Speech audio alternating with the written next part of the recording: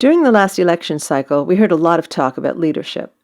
When polled, Democrats, Republicans, and Independents all expressed their strong desire for change, which of course meant change from the Bush style of leadership.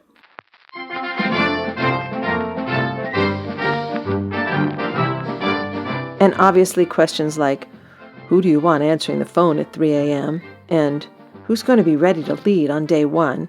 Tapped into our collective perceptions of the kind of leader we are most likely to trust, respect, support, and follow.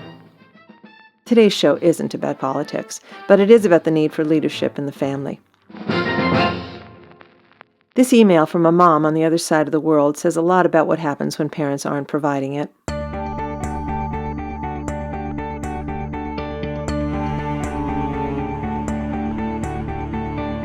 My 11-year-old boy, who is bright, well-mannered, and doing well socially and academically, has become a bit of a nightmare in the home, with excessive complaining, aggressive behavior, and speaking very rudely to his younger brother, sister, and myself.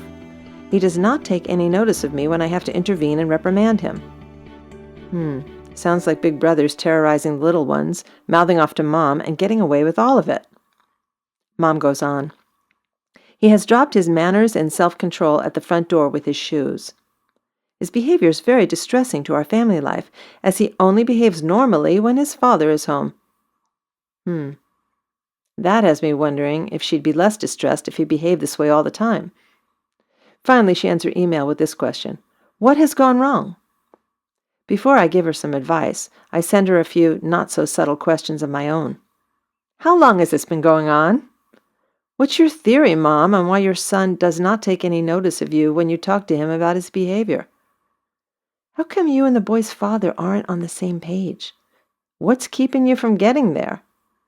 Is Dad modeling how a caring, respectful man is supposed to behave?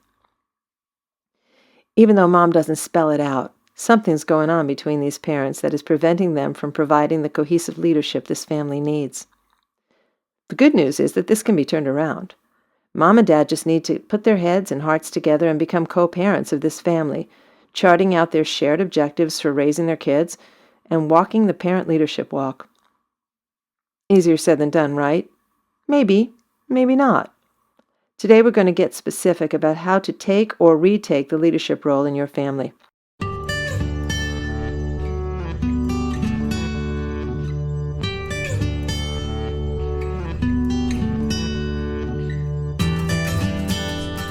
This is Annie Fox, and this is Family Confidential, Secrets of Successful Parenting. Today's show, Who's Leading This Family?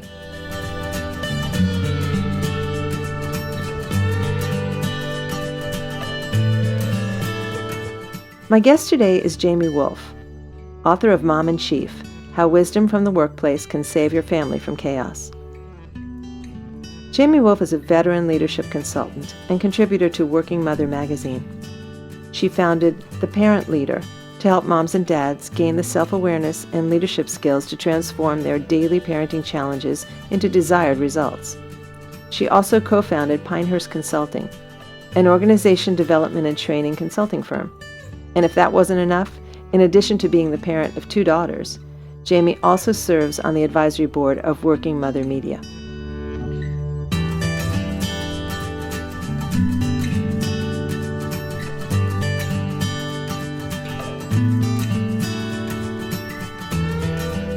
Welcome, Jamie. Thanks for being here. Thank you, Annie. I'd like to start off by saying that I found your book to be a really interesting take on parenting. I read a lot of parenting books in the work that I do, and yours really got me thinking. I was actually thinking in new ways about parenting, which is always exciting for me. In my parent ed work, I often remind parents, especially parents of tweens and teens, that they need to reassert their leadership. Things sometimes get off the track when the kids start mouthing back. And I'm usually referring to remembering who's in charge of setting the tone in the family, the values, and the expectations for behavior. So the first question I want to ask you is, how do you define good leadership? Yeah, I think related to what you just said, leadership is not about abdicating responsibility and, being your kid's best buddy. I think that we sometimes have an allergy to asserting our authority, especially us moms that grew up in the 60s. And I think Leadership is about knowing where you're going and asserting your authority, not necessarily power over your kids, but setting clear expectations, knowing what your destination is, what's your desired outcome, so that you're not just doing the drudgery of getting your kid, for example, to take a bath. You're setting your expectations for a higher purpose. So a bigger goal. You talk a lot about the big picture. Right. So tell me, how did this concept come to you of equating the leadership role of executives in the workplace with the leadership role of parents in the family? Because it's a metaphor that works on so many levels. And I wonder, how did it come to you? Well, for 25 years, I've been doing leadership consulting and really have a passion for leadership. What is it that makes some leaders bring out the best in others and bring out the full potential, and other leaders do just the opposite, create kind of an apathy, inspire rebellion? And so I studied leadership for so many years, and when I had my first child, Anna, 14 years ago, I got it immediately. It was kind of an epiphany for me. This is a leadership job. Being a parent truly is bringing all that stuff that works so well in the workplace home. And yet, I think we tend to think about parenting in a more diminished way. I think society helps to have us think about parenting as, I think, involving a lot of drudgery, and it does. It involves a lot of tedious tasks. It's not always joyful, but I think it can be very motivating, very rewarding to think about the job of parenting as a leadership job, that we're really raising a human being and we're trying to bring out the best in this human being that we care so much about. So I'm picturing you with your infant daughter 14 years ago, and you're changing diapers, and you have this epiphany, this is a leadership role. Exactly. So in my clear-eyed state, I'm, completely exhausted like all new moms. And I felt like if I don't think of this in some exalted way, I am really going to go insane. And many nights, many days, felt like this is not what I bargained for. And I think it's unrealistic. We don't want to put more guilt on moms, that we should be joyful and, feeling like this is some exalted task every moment of parenting. But I think by being more mindful, by being more purposeful, for me, the job became much more exciting. It works. It completely works. It's like the attitude shift. You can't disappear the poopy diapers or the spit up on the shoulder of your nice blouse, but you can absolutely change your attitude about what's going on and what your role in it is. So, wow, that's great that you got it so early on, because it sounds like your daughters benefited pretty much from day one with this very mindful leader as their mom. I was just reading in today's Chronicle about a mother who should have known better but lost it. We often read the newspaper and get those, and I don't know if you saw it or not, but I wanted to run this by you and see what you thought. Usually when you're in the car with bickering siblings and you get to a point where you've had it, I certainly remember with my two brothers and myself when we were kids, my mom would just say, if you kids don't stop fighting, I'm going to pull over to the side of the road and I'm going to leave you here. Of course, she never did it, but apparently this woman in White Plains, New York on Sunday actually did that. She made good on her threat and left her 10 and 12-year-old daughters on the side of the road. But here's the thing. This woman is a partner in a Manhattan law firm. So clearly she has leadership skills. And I want to know from you, hearing this, by the way, she pleaded to child endangerment. Okay. So she got nailed. But what I want to run by you is your thoughts about what leadership skills were lacking at that moment and how she could have handled the situation better, because I know everyone in my listening audience has had situations where, when it's good, but when you're about to lose it, there goes the leadership skills. Right. Every day we lose it. I mean, I think that in our private homes, we probably lose it more than we do when we're out in the world. So we can do a number on ourselves and think that we're the worst mom ever. But that's such a great story. Leadership is so much about self-regulation.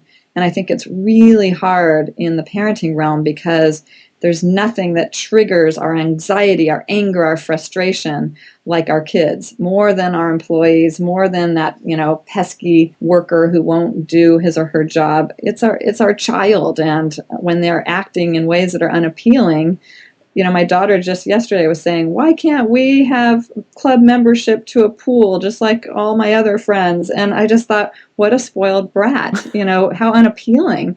So it's all about self-regulation. And what did you say to her? I did say, we've got to look at what we have rather than focusing on all the things we don't have. And I said all the things that you're not supposed to say about, think about those, people who are losing their homes. Well, that's falling on deaf ears. This 10-year-old that's not her experience. She just wants to swim. She just wants to swim, and she was hot. And, I think I want to make our privilege visible to her, but it's very hard to make that kind of come alive for a 10-year-old. But I was kind of lecturing her, and I don't think that that's the right thing to do. So I'm the first one to say that my leadership goes out the door just like everybody else's. But I do think that we need to try to catch ourselves before we do those extreme acts like this woman who did something that we might fantasize about doing. But, we have to bite our tongue. We have to go take timeouts, whatever it takes to self-regulate, and when I say self-regulate, I mean that crucial ingredient of emotional intelligence, which is about not losing our cool. So now in the calm of today, and it actually is probably 15 degrees cooler today, how would you now replay the scene with your daughter from the other day when she was whining about, why can't we get a membership to the pool? I followed up the conversation today. Funny that you should mention it, because the person who cleans our house lost her house and her car. And she had her car stolen, and her house is in foreclosure. And she heard Rosa talking to me about her problems. And I said to her on the ride to school, I said, this is the kind of thing that's happening all over this country with people losing homes. And I don't want to scare you or make you feel shame about what we have. We should just celebrate what we have and be appreciative of what we have. And then I just stopped it there. I wanted to bring it up again because it's such a big picture goal of mine for our kids who are growing up in relative privilege to know how much they have, and that that's not true for everyone in this world. I think you mentioned a really good point here. The big picture objective for your family, obviously, is a connection to their sense of social responsibility, Exactly. being aware. And when I do parent ed, I often talk to parents about what it is that they really want for their children in terms of those objectives, those values, moving into adulthood.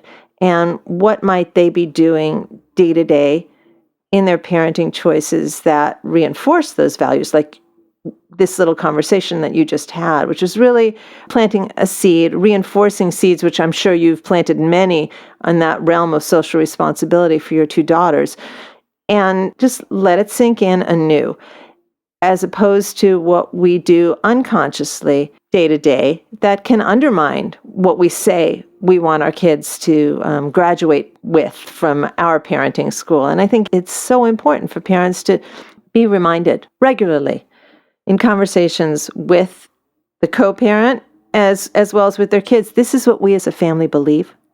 Right. And I think even beyond belief, what actions are demonstrating that belief? Right. This is how we live our lives, and this is who we are. Mm-hmm. There's something else I picked up in today's paper, just preparing for this interview. It was interesting. The White House Communications Director, a woman named Ellen Moran, is stepping down to be the Chief of Staff for the incoming Commerce Secretary, Gary Locke. And supposedly, and this is a job, she says she decided that the new job was a better fit for her professionally and personally in the long run. She and her husband have 2 kids under the age of 4. And President Obama thanks her for her leadership during these first critical months of his administration. He says her management and strategic skills will ensure that Secretary Locke gets off to a fast start. So I'm thinking, okay, I'm going to be talking to Jamie Woolf here about leadership. And president specifically mentioned her management and strategic skills going into the Department of Commerce. So what specific management and strategic skills do you think a mom could put to use parenting two kids under the age of 4? You had two children under the age of 4, didn't you? Well, I have two kids 4 years apart. So when my second was born, my oldest was 4. Okay, pretty close. Right. Pretty close. So what do you think in terms of management and strategic skills that could be of use to someone with kids of that age? Because that's a really challenging age. It is, yeah. They're all challenging in their own way, but yes. That's true. We'll get to the teen years later in the conversation.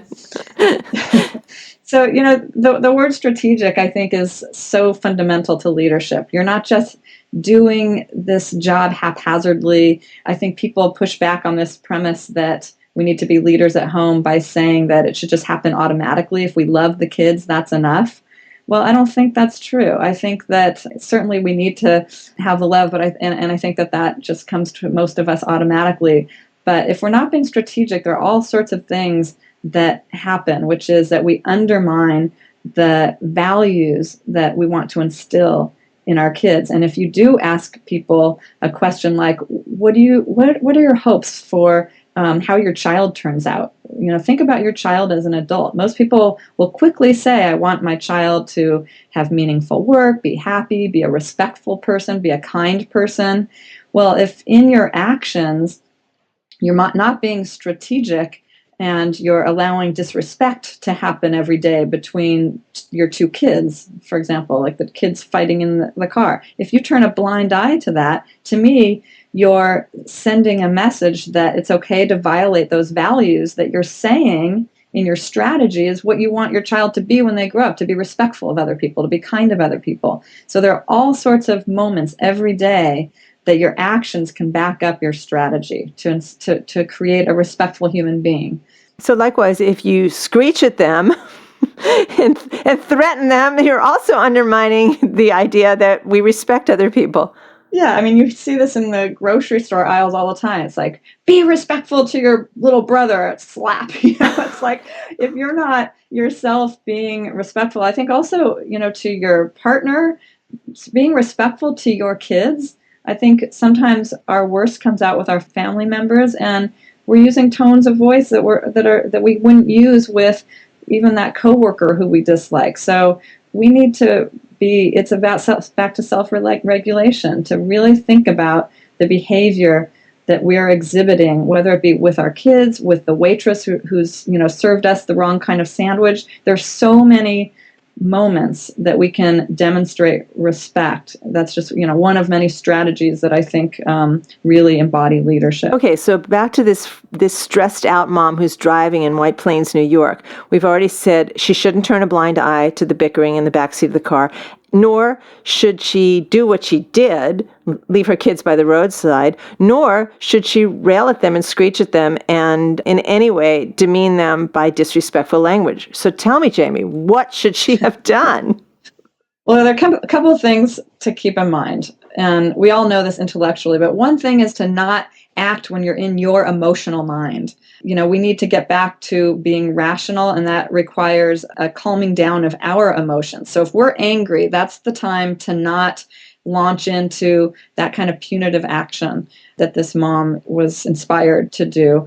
And the second thing is to remember that we are guiding our children to better behavior and that they are changeable. They're works in progress. So if they're exhibiting bad behavior, what we call bad behavior, rather than labeling them as, you're lazy, you're unkind, you're mean, those words can come out of our mouths so easily. Instead, to talk about the behavior that we're observing. When you say to your sister, I hate you, that has a really strong impact. And then to follow that up with a firm conclusion. You can't do that. It's not tolerable. So rather than going to punishment, rather than going to, criticizing, you're awful kids, and here's what I'm going to do, set you on the side of the road. I mean, this is an extreme case, but I think there are so many opportunities to see behavior that's unappealing, but then to see that it's our job. We're the ones accountable for for molding the behavior to be more of what we'd like to see on a daily basis, that our kids are changeable. They are changeable, and that always should give us hope. Right. And we're changeable too, and I think that's a hopeful thought to keep in mind. It is, and we learn from our mistakes. So even this mom who, is really lost it, and I'm sure she's not feeling too good about herself right now. Instead of, and she's in the newspaper too. I mean, how horrible does it get, right? The shame. But to realize that we can learn so much from even the most awful mistakes, those, cringeworthy mistakes. I think that's another leadership quality that's really worth calling out, is how do we respond to our kids' mistakes and how do we respond to our own mistakes? And I can remember a time that I write about in the book when I shamed my kid for leaving her violin on the bus, and I was just awful. Oh, tell us that story. So she left her violin on the bus, and she came home realizing that her rental violin, very nice violin, I can't even imagine how expensive it would have been to replace, was on the city bus. And she was saved because her friend Julian then called her and said, "Oh, I saw your violin and I took it home." But despite that, I launched in and, my tone of voice was like, the wicked witch of the West. And, how could you do that? You're so forgetful. You've been forgetting your, I globalized it. You've been forgetting your jackets. You've been forgetting your homework. And now this, how could you do this? How could you forget your violin? This is And what was going on with your daughter as you're in the middle of this? Her lip starts trembling. I could see a tear popping out and rolling down her cheek. Did that stop me? Ultimately, it did, but I still had to get my point across. I was in a cranky mood anyway. Patience was paper thin.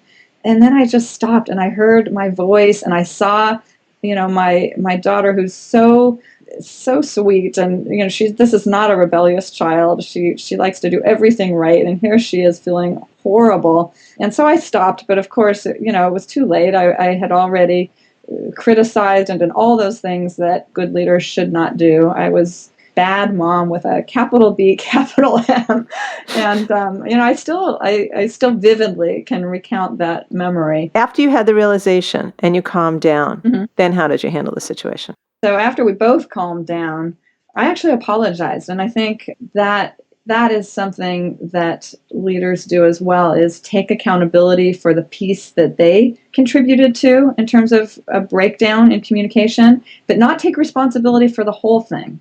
So that there's a subtle distinction. You don't want to apologize and take away the whole thing, because she did make a mistake as well. She had been forgetting. This was after a long string of forgetting things at school. We had been talking about this previously, and now this was kind of the climax. And so I said, I apologize for, and I was specific, for my tone of voice, for criticizing you, for using a word like, you are forgetful. This was a situation, you were on the bus, and I understand what you were saying, that you had a lot to carry, and that you forgot the violin, and Yo-Yo Ma forgot his cello in the trunk of a taxi. So we all make mistakes. But that said, let's talk about how we can prevent this from happening in the future, because you have been forgetting a lot of things. So I think by remembering that we're human and we all make mistakes, I think that was the thing I really wanted to underscore as I backpedaled from my wicked witch routine. It's really excellent what you say. I'm a big believer in apologizing to your children when they warrant that kind of backpedaling. And when you say that, I made a mistake, I apologize for my tone of voice, and I certainly shouldn't have brought up all that stuff in the past, and I'm sorry, because when you do that, you're absolutely modeling the kind of behavior, the kind of accountability that you want from them. It makes perfect sense, and I know that in the moment it's not always so easy to do that, but it's certainly worthy of it. And I also wanted to pick up on something else you just said about recognizing that we're all human beings, that we all make mistakes. And that brings me to this section in your book about the different mom modes, which I thought was great because, again, I think it's stylistic in a way, and it's also, I think, temperamental, which is inborn. But I'd love to have you talk about the three modes, which you very nicely point out that they can be dad modes too: the achiever, the connector, and the liberator. So could you briefly describe for our listeners what the differences amongst those three modes are? So the achiever is the mom or dad who is really setting high standards, creating stretch goals, getting a lot of satisfaction from watching the child strive and stretch him or herself. So the mode comes from both a skill set where you really are strong and also where you find your joy and satisfaction. So can you give me an example of what an achiever mom might say in a particular situation? Yeah, so the achiever mom is the one who's saying, you've been doing a great job on your recreational soccer team, but, I think that you're ready to move up to a competitive league. Let's stretch your skills. Mm-hmm. Let's have you achieve a higher goal. So is it usually the achiever mom who initiates the idea for the next level? Right. Mm-hmm. Really pushing the child out of their comfort zone. Okay. And now the next one is the connector mom. So the connector mom is all about nurturing and finding those intimate moments, tends to the emotional landscape in the family. And so what does her mode look like in the real world? So when she's having the most satisfying, what I call best mom moments, the connector is snuggling up with the child and having that tete-a-tete, the heart-to-heart, finding out what's going on with the child emotionally. And the liberator. So the liberator is all about giving enough room for the child to really find who they are, to bring out the uniqueness, the individuality of the child. And so this mom would tend to find a lot of satisfaction and really thrive in situations in which the child is self-sufficient, is flexing their independence, is really finding who they are. Now, all these sound pretty good when they're under control, and I also really appreciate that in the book you talk a lot about what happens when each of these modes is kind of off kilter and to the extreme. Right. Yeah. So similar and by the way, this happens in the workplace too. There are leadership styles, and I think we do our best when we leverage those styles to our advantage. Where this first of all goes wrong is when a connector looks at the achiever friend and says, "Oh, I need to be more like that." So we all compare ourselves and sometimes come up short when we're running those second-guessing, self-judgment comparisons. So I want in this chapter for moms to have self-awareness about who they naturally are and to leverage those natural strengths. So when the modes run amok, is usually in stressful situations. So the achiever can run amok by being too pushy and pushing the child out of where they're enjoying themselves and kind of in the flow state where they're neither bored but not overly challenged. So that kind of creating unnecessary pressure. Mm-hmm. That's where the achiever can watch for red flags. The connector might rush in to rescue and prematurely shield the child from adversity and kind of be overly nurturing. Maybe that cliche of the helicopter parent, that would probably be a mom in a connector mode, run amok. Mm-hmm. And then the liberator might be just stepping back too much and not recognizing some of the emotional needs of the child. Perhaps as the connector is rushing in, the liberator is not rushing in when there's truly a need. Interesting. Okay, so I'm thinking as I'm reading this that a lot of these are part of one's inborn temperament from childhood. I'm thinking that might explain, it's kind of the way you are in the world. And I'm thinking that might explain why some parent-child relationships are much easier than others, as if you are simpatico with your child, that your styles in a way match or complement each other. And if there might be a built-in challenge between a child and a parent of contrasting modes. What are your thoughts about that? Right. So when there are contrasting modes between the child and the parent and between two parents, mm-hmm. So when I do workshops on how to deal with conflict in the home, a lot of the conflict comes from having a very different style. Yeah, I was just thinking if you had a kid who was, a liberator kind of kid, and that probably will be the kind of parent he or she becomes, all kind of out there on their own, doing their own thing. They kind of see themselves as a solo act, and they're very much an initiator. They like to take risks. And the mom is one of these connectors, hold me close and let's snuggle and read a story kind of kid, I can imagine there'd be some push-pull there. Right. So good leadership is about really knowing who your followers are and adapting your behavior so that you're not treating everyone equally. So I'll tell my own story about one of my children. I'm total connector, off the charts connector. And I have one child who is very self-sufficient, independent, kind of, I would say, more in the liberator mode. And so is my husband.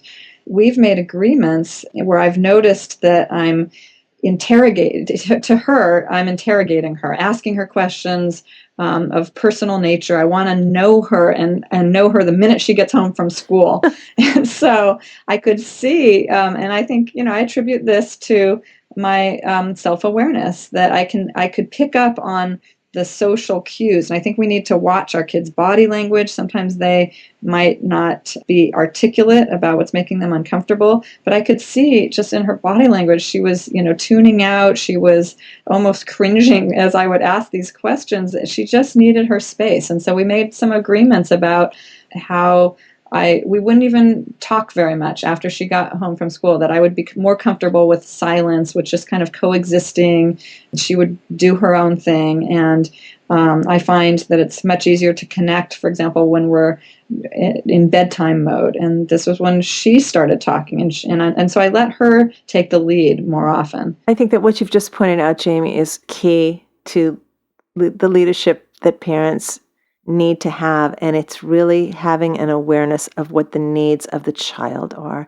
And it's not about our needs, our need to be needed, Right. all that stuff. I've often looked at what I think are highly functioning versus not so much functioning parents who and see what kind of relationships they have with their now young adult children.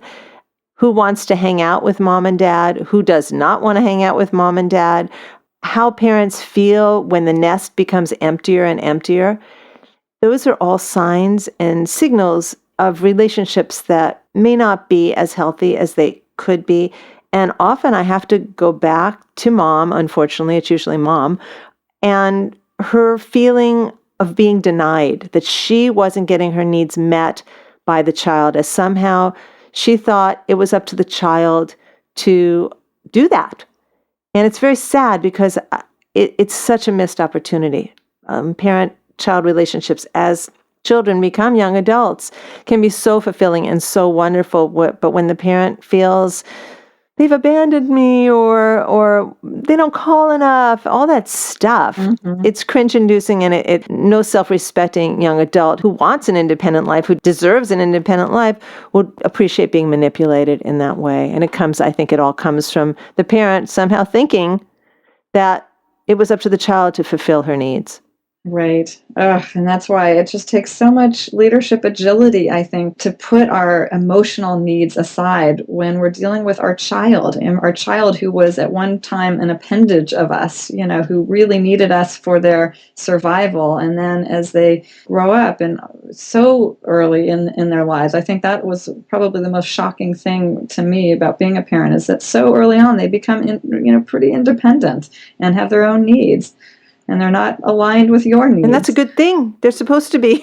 Right. We can all use a little liberator in us. So you say that your dominant mode is connector, and you say your husband is a liberator. So how do you, as a team of leaders, work out the differences within the family? Well, it started with a number of arguments, and I think now we're a well-oiled machine. I think one of the greatest things has been to not just tolerate each other's different disciplinary style or parenting style, but to really appreciate, to celebrate each other's different style. I think it's worked well for us because I tend to be a connector, and when that runs amok, it can turn into worry and turn into being too hands-on, kind of hovering, whereas my husband is really steady, really calm, tends to let the kids deal with their own challenges and has confidence in them that they can work through their challenges independently. So I think together we kind of make a good pair, but I think what where we went wrong when we were first doing this parenting, the first couple of years, we had to really work out things like, I wanted to have our child in our room. And I think this is I've heard this so many times, the sleep, how we deal with getting kids to sleep. And I wanted to be, in there helping our kids get to sleep, having them in our room with us. He wanted them to fall asleep independently. That was just one of many examples. So this sounds like it could be a battlefield if you're, worried about the child's ability to soothe herself and to get herself to sleep. If you're at all anxious about every little cough and cry, and your husband's saying, let her be, she'll work it out. I can imagine there would be tension there because from your perspective, his liberator mode was not attending to the child's needs. Right. And so where I was feeling like this was selfish and uncaring, he was feeling like, no, this is helping them. And I think with any conflict, again, back to the big picture parenting goal. What's our big picture parenting goal? We're both wanting a night's sleep. That was actually a big picture parenting goal, because if we're not getting a good night's sleep, which we weren't with our child in our room, we were going to be cranky parents. And so that was a very compelling argument that we came to see as the two of us in alignment. And then the second, he made a good intellectual case that the child's ability, both our children's ability to soothe themselves and get to sleep on their own, was going to serve our child's needs ultimately. And so I had to put some of my emotions aside and realize that this was kind of a short-term need of mine, which was to see that the kid was breathing through the night. I mean, I was a really worried new parent, and I think a lot of new parents are. And so, it was just about having that complementary view and to kind of back off on I win, you lose. Now, this makes perfect sense to me. And now in the light of day and your children are older, I'm sure it makes perfect sense to you. But what I'm trying to ascertain for our listening audience who might be in the middle of this right now, the intellectual rational approach, while it's true, can be helpful when you're in a rational frame of mind. When you're in that anxious, emotional place, it's not always easy to take it in. Right. And so no one said that this was easy, and there's no cookie cutter approach to this, especially. Oh, gee, Jamie, I thought you were going to give us the answer. So, I wish there was an instruction manual and here's the right way, for example, to get a kid to sleep. Or the right way to stop worrying about whether she's breathing or not. Right. I think our leadership gets off track by our emotions, and the job is so emotional. So how you take out the emotions, well, you can't. There's just, that's just not possible. But I think we can gain something that's why I think thinking about this as a leadership job, because when we're leaders, we know we have to get out of the immediate emotional heat of the situation. And there's a leadership expert named Heifetz. He's from Harvard, and he talks about getting on the balcony. And I think parents need to get on the balcony. When you're feeling emotional, that should be a signal to us that we need to get up on the balcony and look down and see the choreography of the situation. And in getting that kind of broader perspective, that perspective from afar, sometimes we can then make better decisions, better choices, act in a way that's ultimately going to serve our desired outcomes. I love that metaphor, get on the balcony, even if your partner needs to drag you up to the balcony. Right. Or talk you down from the ledge onto the balcony. Yeah. No, that's really good. Okay, so there's another part of your book that we can segue right into here. It has to do with consistency. I thought that was brilliant as you talk about the importance of consistency in parenting, not only for the two parents, but obviously for the beneficiaries of that consistency, i.e. the kids. And I want to read this quote from your book. I'm quoting you now. Child development research shows that children without consistency are anxiety-ridden, aggressive, or depressed.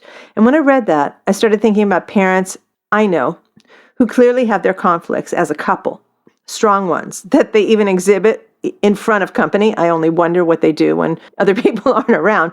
And sure enough, in thinking about the children of those marriages, they were, in fact, anxiety-ridden, aggressive, and or depressed. So your thoughts on the need for consistency? You've already expressed them, but what's the bottom line here, especially for parents who may be listening here who are no longer married to their co-parent?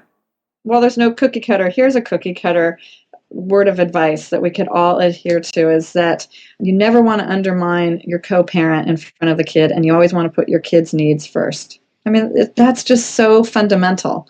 And there are so many parents that violate that. They don't put the needs of the child first, and they play out their conflicts, their win-lose conflicts in front of the child, and undermine the parenting decisions that one or another has made. That said, I will say there's a caveat to consistency, and that is that it's not human to always be aligned, to always be a united front. So I think there are respectful ways to demonstrate that two parents disagree, or even argue, or even get angry at each other. So that's not what we're talking about with consistency, because I think that's unrealistic, and you send your child out into the world and they start to see that there are actually, a lot of inconsistencies, that's kind of the way human nature works, and they could possibly, just fall apart at the realization that, they have this storybook family. So it's being authentic and being respectful. So inconsistency within respect, I think, is fine, but consistency in terms of setting out guardrails around what decisions you're making, what expectations you've decided as a parenting team, as a leadership team, and staying true to those expectations. Yeah, I think you bring up a really excellent point that human beings don't always agree. And these two human beings that your children are growing up with, you and your partner, are going to be teaching them an awful lot of very valuable lessons if the two adults can, in fact, show the kids how conflicts are resolved. The conflicts are going to be there, but how do we talk to each other in this family? How do we show respect? How do we listen with compassion, with the intent to understand the other person's point of view? I remember a friend of mine years ago, when all of our kids were little, came over to my house for a meeting that we were having about a project we were working on. And in the time that we were together, she said, "Where are your kids?" I said, "They're here." She said, "It's so quiet here." And I wasn't really sure what she meant until she went on and said, I had to leave. I could never have had you to my house for a meeting because there's all this screaming going on.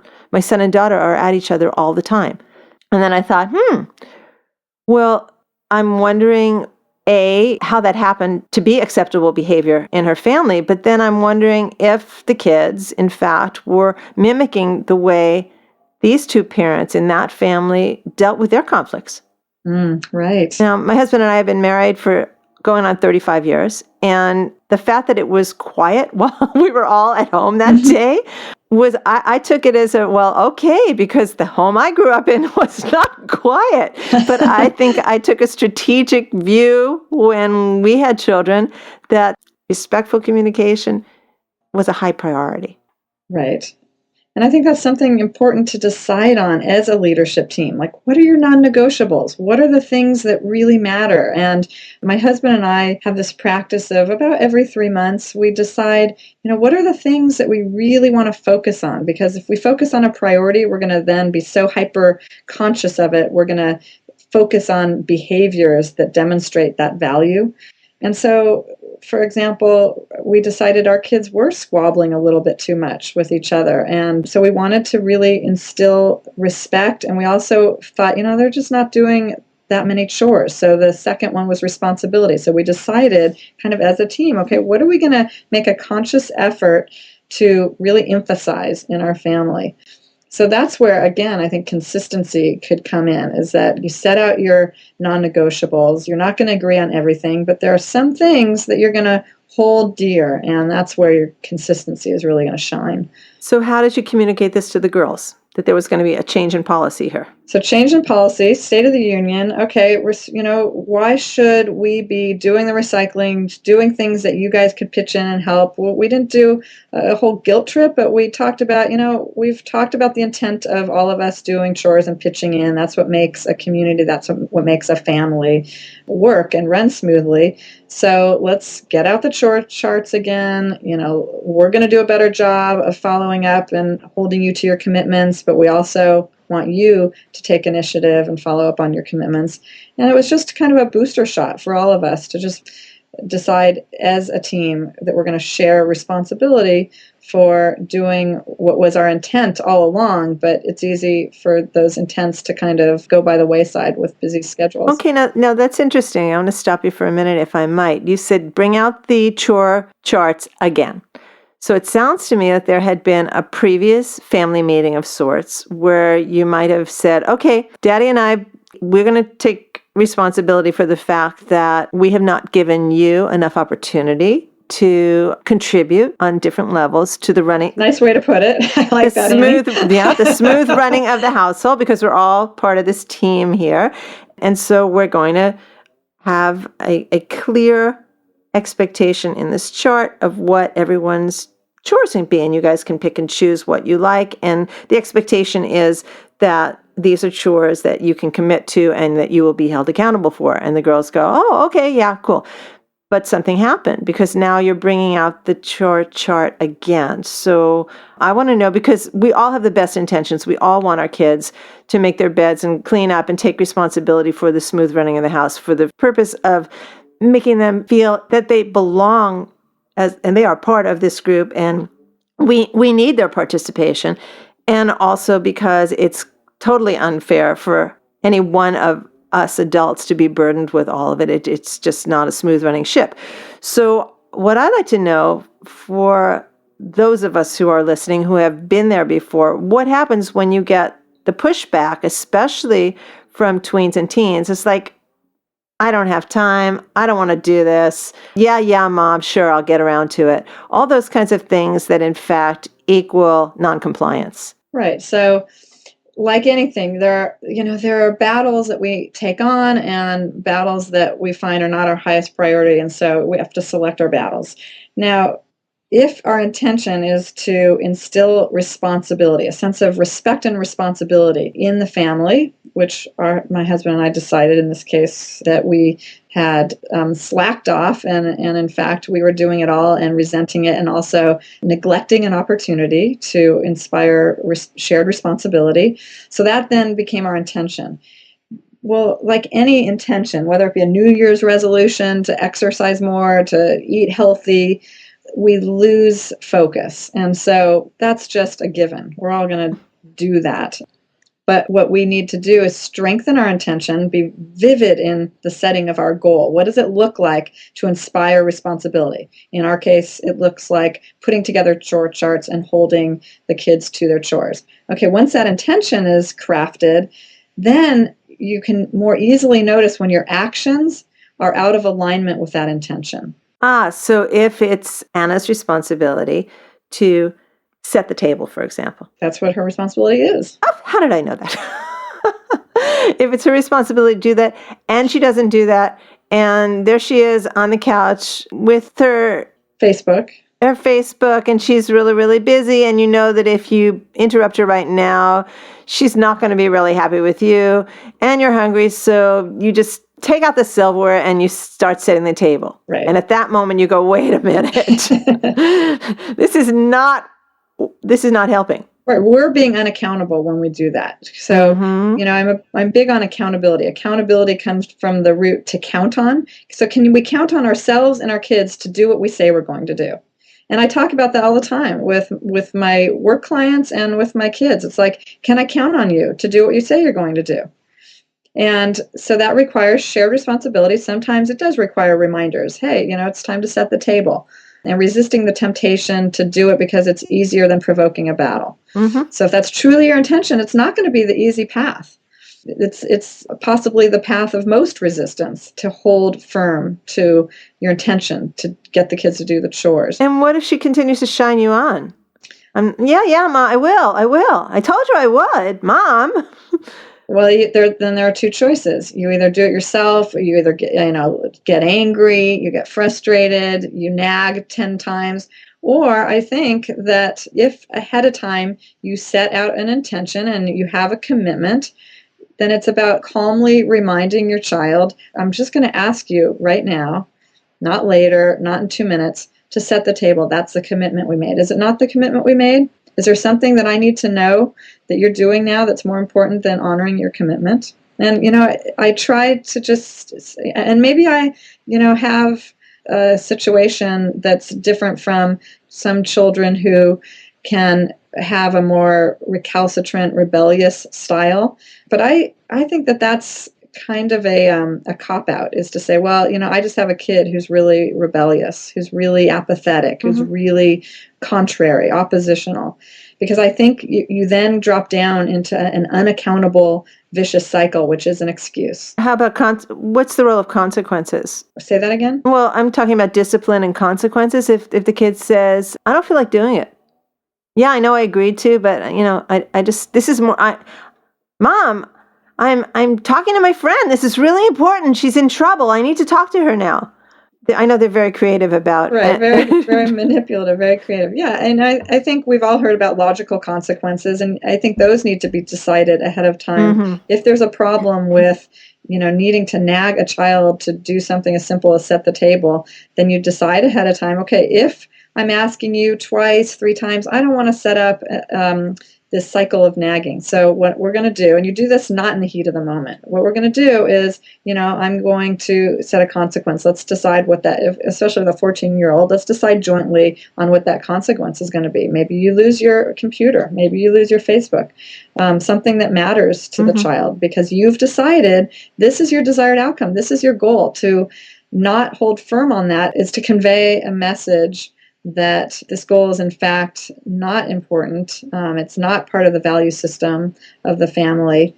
And you're setting up what I talk about in chapter 4, a culture of entitlement. Yes, this is good, which takes us back to where we started in this conversation about your daughter wanting to join the club so she could go swimming, in that culture of entitlement. And this is great because as we're wrapping up here, I want to touch on the chapter that you talked about family culture.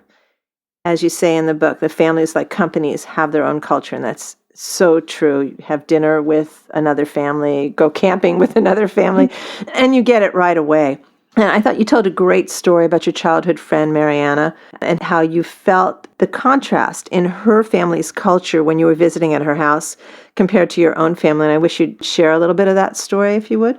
Is that the story of Marina? Oh, sorry, Marina. Yes. Marina, yeah. So my childhood friend Marina, who had a very loud, rambunctious family, and they were always fighting, and the father was always singing Italian at the top of his lungs, and I can just remember he was constantly nursing a huge pot of spaghetti sauce. It just, that was the fixture in my mind was, Johnny over this big pot of spaghetti sauce, and not even seeming to notice that the kids are practically killing them. In my mind, we have this very sweet, conflict-free, quiet family, and they were actually like biting each other's heads and physically, really hurting each other, and it just always struck me as amazing how different our families were. And I didn't have the language then to see that this was an example of two very different cultures. And in the book, you actually mentioned that, I guess you're still friends. Mm-hmm. She was surprised to hear that there was a part of you that envied the chaos in her family. Right. She always wanted to come sleep over at our house because it was quiet and she didn't have her 2 brothers to fight with. And I just thought her family was so colorful and so interesting. I mean, the fights were fascinating to me. How they stood up to their parents and disrespected them. They would say unbelievable things I would never dream of saying, but I was such an obedient child, and I just marveled at that ability to be so, have such moxie. It's very, very interesting. Okay, so this thing about culture, it's changeable, isn't it? Well, I think it's changeable, and it's something that we as parents have to be strategic about creating. It can happen just naturally, but I think when we're exhibiting really strong leadership, we're figuring out what kind of culture we want. And, culture, both in the workplace and at home, is about how we celebrate, how we deal with conflict, how we spend our time, what we talk about at the family table. And all of this doesn't happen automatically. And I think in the most healthy cultures, whether it be, Southwest Airlines or, the Joneses down the street, they've made a conscious effort to instill a certain value system that is demonstrated through daily life. It's so interesting to me about this idea of a family culture and what you bring into a marriage that is legacy, and what you consciously choose to do as new parents. I know that there's not a lot of education that goes with pre-parenting. And I'm wondering if you believe that leaders are born or made. Made, unequivocally. I think that if we think leadership is some inborn trait, then there's no chance for us to continually evolve and grow and hone our leadership skills. I truly believe that anyone can be a leader. And in fact, parents are exhibiting acts of leadership every day and learning from their mistakes and, being purposeful about our actions. So I absolutely believe that leadership is something that we grow into. That's good news. It is good news. Yes, very hopeful.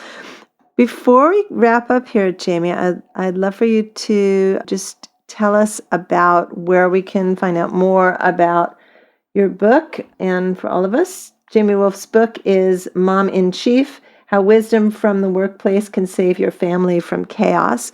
I know that you do leadership trainings and parent education. So can you tell us where people might find out more information about your work? Sure. So the book is, of course, available everywhere, Amazon and independent bookstores. If you don't find it in a bookstore, please order it and support your independent bookstores. A little plug for independent bookstores. Yay. And in terms of web presence, www.mominchief.com, no hyphens. And that's where you can contact me, sign up for my free newsletter, and read my blog. And I have features that run regularly on workingmother.com. Great. And at your website, we'll find out about trainings?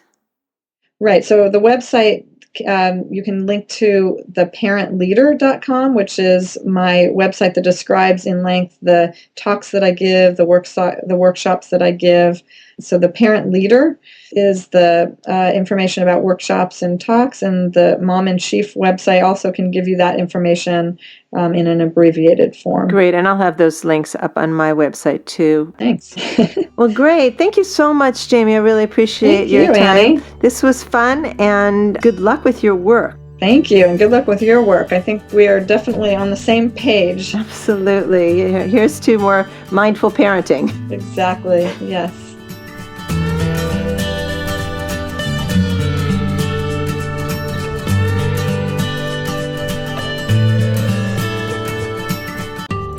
This is Annie Fox for Family Confidential.